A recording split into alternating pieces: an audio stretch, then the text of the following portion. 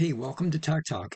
If you are in your email, I don't care if it's your application Outlook or if it's your 365, and your print is super small like this, there's a couple ways to fix it.